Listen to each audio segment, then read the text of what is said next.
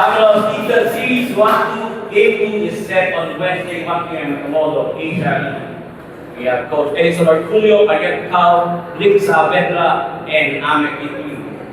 Coach, congratulations for this Game 1 victory. Thank you. Tell us about your team's performance, especially kung said na sugat ka leader relocation.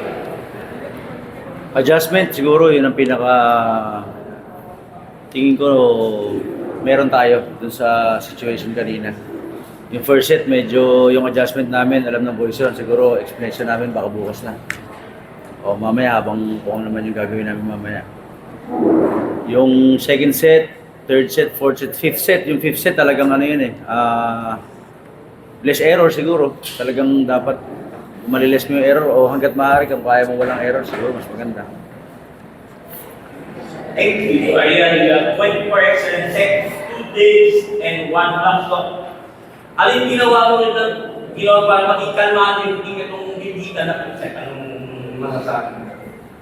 Sa akin po, sa mga teammate ko din po.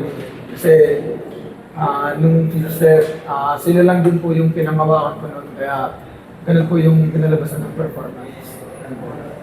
Thank you. So Ahmed with 16 points, including the match winner, 30 and 24 attacks, 3 blocks, 4 digs, and 3 excellent receptions. Rookie year mo, first finals mo. Anong masasabi mo sa pinakita mong effort, especially na nakauna na kayo sa series of KC Ahmed? Una-una po, syempre, nagpapatingin ako kay Lord kasi ano niya na mangyari sa amin yun. And sa akin po kasi kanina, kinumit ko lang talaga yung sarili ko sa team. And sabi ko lahat ng bibigay sa akin, kailangan pusuan ko. Kasi yun po yung ano namin nung mga ilang days na kailangan lahat ng gagawin mo na sa puso mo. Yun po.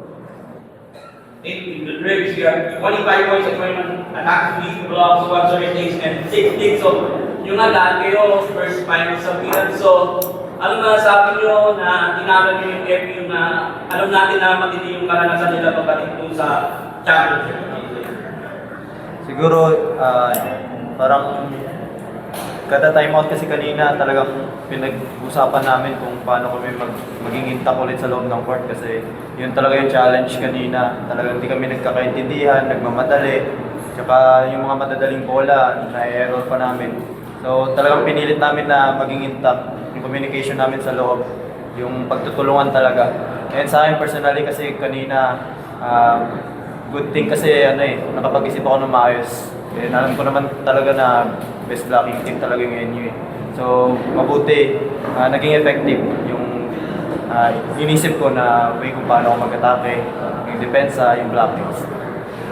Thank you, Drapes. Wait, Flores, Sa mga players, yun, grabe yung crowd kanina, tapos may dala pa silang banner na braver play. Kumbaga, paano lang nila kayo na-inspire? Kahit na down kayo ng game, nakabalik kayo. Players.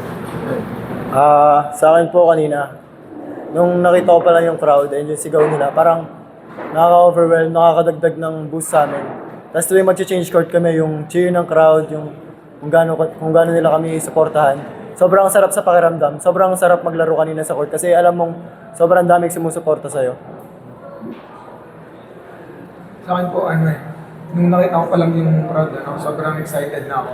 Tapos lalo na nung nakita ko yung family ko, yung mga kapatid ko nandiyan.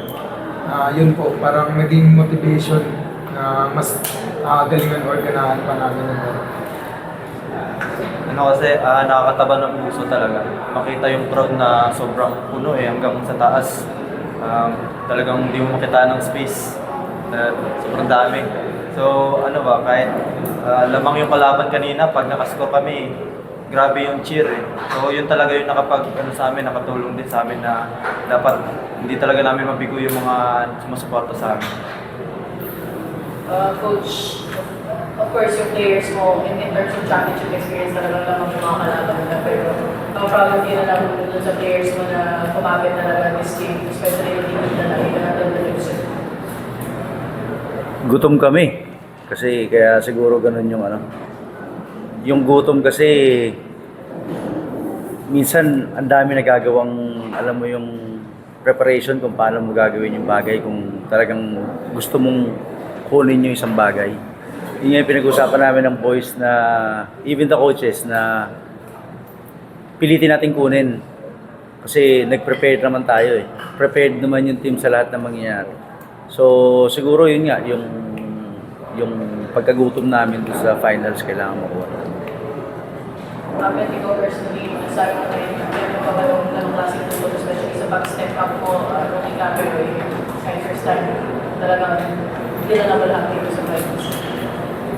Sa akin po, sobrang saya ko kasi yun yung nadadala kong enjoyment sa loob ng court na nagre-resulta naman. Kaya sabi ko kanina talaga na all out na wala nang tira, ubos kong ubos. Kaya ayun po, kahit medyo masakit yung lalamunan ko past few days, sigaw pa rin ako ng sigaw kasi ayoko magtira sa sarili ko. At ayoko na may pagsisihan ako sa dulo. Yun po. Coach, 1 win away na lang since first title since season 74. Pero despite that, paano mo na lang i-remain grounded yung boys kahit malapit na kayo on the verge na kayo kumbaga of making history? Baka hindi na kayo matulog simula mamayang gabi. Hanggang Miyerkules ito siguro. Baka hindi na rin kami maligo para yung swerte nasa katawan namin, di ba? Yung ganong kasing bagay medyo hindi isang step pa. Yung kalahati na nakapasok eh. So isa pa bago na namin maipasok yung buong katawan natin doon. So siguro wala lang titigil siguro. Wala pa, hindi pa tapos, may isa pa. So kung ano man mangyayari doon sa Wednesday, pinagtatrabuhang maigi yan. Yun lang naman. Coach, gano'n rin importante sa inyo na malimit yung errors, parang 33 pa rin yung tinapon na kami. Oo nga medyo yung error talaga, nakatikit talaga sa katawan ng player yan eh. Pero thankful lang din kasi mag-error, gagawa ng positive yung isa, mag-error yung isa, gagawa ng positive yung dalawa. Siguro yun lang ang pinakamagandang yung relationship talaga ng bawat isa sa amin. Na kailangan, pag nag-error yung isa, babalik yung isa, 2 puntos ang kukunin mo. Yung mga ganun ba? Ako lang magtatanong kung ayaw nyo na magtanong, pwede ba? Coach, our average na 5,000 ang nanood kanina for itong 5,000? 5,000. Hindi ba 25,000 yun? 5,000 yung crowd kanina. Alam ko 25,000. Ano man sabi mo sa crowd in general? Maraming salamat po. DM Steel, Tambayers, FEU Tambayers, FEU community, yung families na bawat isa sa amin. May mga galing pang mga Europe dyan, Singapore, Taiwan.